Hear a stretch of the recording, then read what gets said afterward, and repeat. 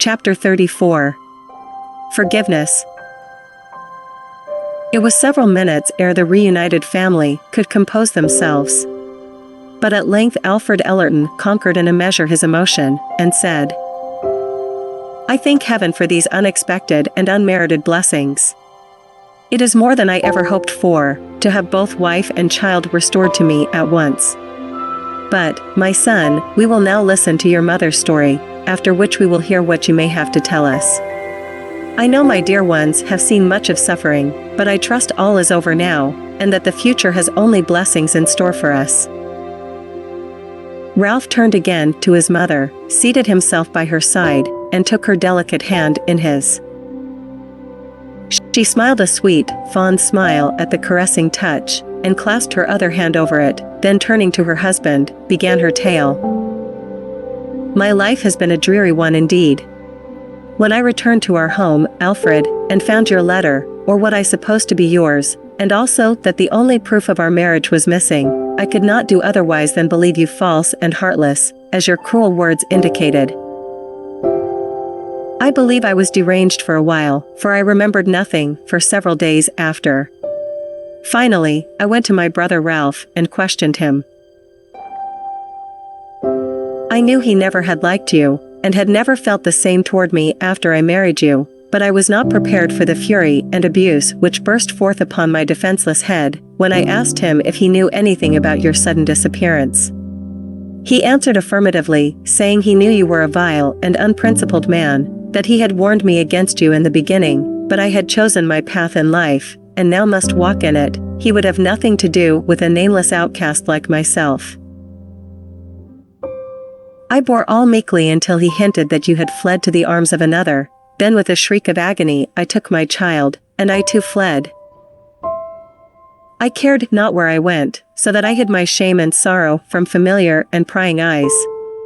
My brother, glorying in my anguish, had already blazed the story of your desertion around, and I left the place, leaving no clue by which they could trace me. I sold my jewels, which, though few in number, were rare, and realized sufficient to take me abroad, and I went to Naples. There for a year or two I lived quietly with my baby. He was my only comfort, for I shunned acquaintances, and lived wholly by myself. Finally he sickened, and I feared he would die. For weeks I watched him, giving myself no rest, until the fever turned, and I knew he would live. Had I lost my idol then, I think I should have taken my own life. Existence without him would have been such a burden. I prayed as only a broken-hearted wife and mother can pray, and heaven in his mercy heard, and gave me back my child from the jaws of death. Then my slender stock of money began to fail, and it was the old story of cruel poverty, seeking for employment, and finding scarcely sufficient to sustain life. At length, when Ralph was 4 years old, my own health began to fail, though I still dragged myself about, and strove to work, that he need not go hungry. One day I sat drearily gazing from my window, when my eyes fell upon a familiar form. I started wildly to my feet, and looked again. I could not be mistaken, and my heart beat with fresh hope and courage, for I felt assured that help was near. That familiar form was my brother Ralph. I rushed forth, followed him at a distance, and found out the place where he stopped, resolving to go to him the day following, and claim his care and protection. Alas, for human plans! That night I was taken violently ill, and when morning came I felt that my earthly race was almost run. I immediately sent for my brother, and he came. But only to curse me anew, and taunt me with my shame and degradation, and to swear that he would do nothing for me. I begged and pleaded that he would take my boy, and care for him, when I was gone, telling him I felt I could not live a week, but with a heart like adamant, he turned from me, and, as I thought, left me to die alone, and my darling to the cold care of strangers. But, contrary to all expectations, my disease took a favorable turn, and I grew better immediately. Still, I was so destitute and friendless that my heart nearly failed me at the prospect of continued toil and poverty, with no one to encourage or lend me a helping hand. A week passed, and I was able to sit up. One day, with a heart full of sorrow, and forebodings of ill, as I sat clasping my boy in my arms, as if I could thus shield him from all harm, I chanced to turn my gaze without, and saw Ralph coming again, toward my dwelling. My heart told me at once that his coming was not to benefit me, but that he thought I was no more, and, with a dim spark of humanity still flickering in his bosom, he had determined to care for my boy. I made a sudden resolution, and, hastening to the woman who had charge of the house where I lived, and who was a gentle, kind-hearted creature, I hastily told her my situation, and begged her to tell my brother that I was buried. It was no lie that I urged her to speak, for I intended to effectually bury and hide myself henceforth from every one whom I had ever known or ever seen.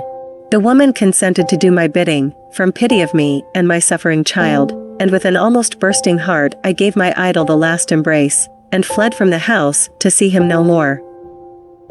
My plot worked well. For Ralph Moulton took my child, gave him his own name, believing I was dead, and has reared him till the present moment. But, oh!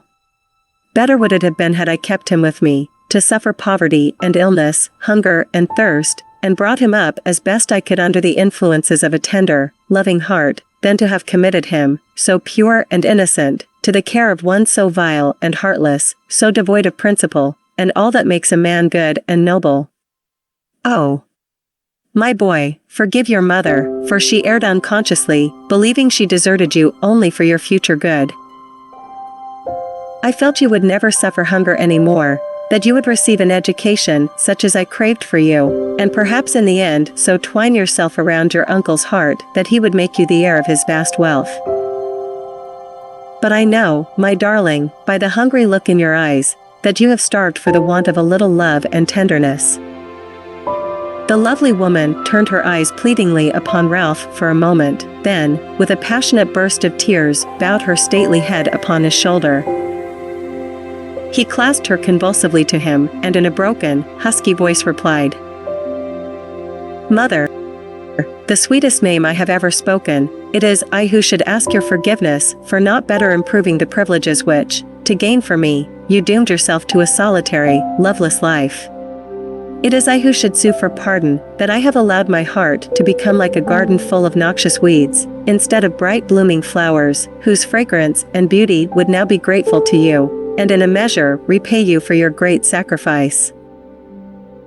She would have stopped him with a kiss, but he gently restrained her, saying, with a sad smile, "No, let me lay bare my whole heart to you, and show you that I am not wholly hardened and depraved.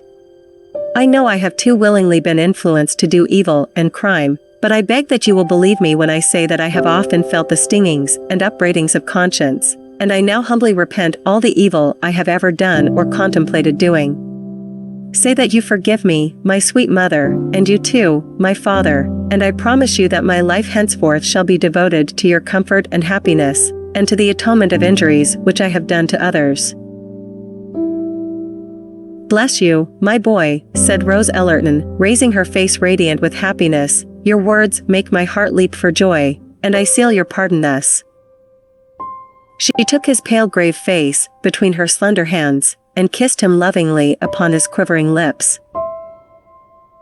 Then, with a half-drawn sob, he turned for that other pardon he so much desired. It was not denied him. Alfred Ellerton clasped his son's hand warmly, and said, with a deeper feeling, "I thank heaven, my son, for this confession, and I believe you are sincere in your repentance. All our lives, thus far, have nearly proved a failure, but together we will strive to make the future atone for the past, and, in trying to do right, yet receive much of the joy and happiness that for so many years have been denied us. Still," he added, gravely, and with an anxious glance at Ralph, "there is one wrong you have done that demands immediate reparation. It has caused me more sorrow than all else, and is, I believe, your greatest sin. Are you willing to atone for it, Ralph? I mean the wrong you have done Miss Dupont this evening." Ralph sprang quickly to his feet, his face crimson with mingled shame, sorrow, and remorse. He made no reply to his father's words, but walking bravely to where Dora stood, her hand clasped in Robert's, said manfully, but humbly, "Miss Dupont, if you do not hate me too much to listen to my words, I would implore your pardon for my shameful persecution, and for what I forced you to this evening, together with the suffering I have caused you. And believe me when I say I gladly yield you up to one who is nobler, in every respect, than I. I will not deny," he continued, while a look of regret passed over his face, "that you have been very dear to me, and that I had intended forcing you to recognize the tie which I compelled you tacitly to submit to tonight, vainly believing that in time I could teach you to return my affection. Once more I implore you to forgive me, and allow me the pleasure of saying that you are free. Though the mockery we listened to an hour or so since was in no way binding, still, it affords me satisfaction to bid you go free." Dora's eyes had flashed indignantly when he came forward and began to address her, but long before he was done, she was sobbing with sympathy for him, and now, wiping the bright drops from her heavenly eyes, with something of her own impulsiveness, she held out her dainty hand toward him, and said, sweetly, "Mr. Moulton, no, let me call you by your right name, and a better one, Mr. Ellerton, you have my full and free pardon." "Thanks," was all he could utter, and stooping, he kissed the little hand outstretched to him. He then turned to Robert, and was about to crave a like pardon from him, but he stopped him, saying heartily, as he shook his hand, "No, my boy, don't say one word. I know all you would ask, and it is freely granted. I owe you a debt of gratitude for saving the life of my father." "Yes, he has told me all about it," he said, in answer to Ralph's look of inquiry, then added, "And now let us be friends, as well as cousins, forget the past, and live as persons who are so nearly connected should live. Now I must go and greet your newfound friends."